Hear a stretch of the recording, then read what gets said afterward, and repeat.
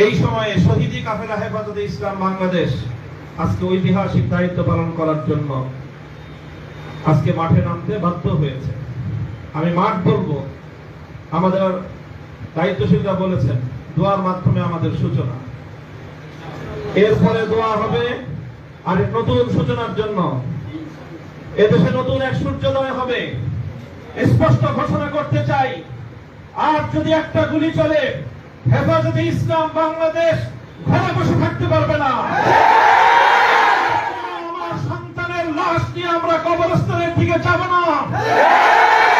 পরবর্তী সন্তানের লাশ কাঁধে আমির হেফাজত ইনশাআল্লাহ রাজপথে যখন নামবেন, টেকনাফ থেকে তেতুলিয়া পর্যন্ত পথ ভাঙ্গা সেই গণজোয়ার রুখে দেওয়ার সাক্ষ্য কারো হবে না ইনশাআল্লাহ।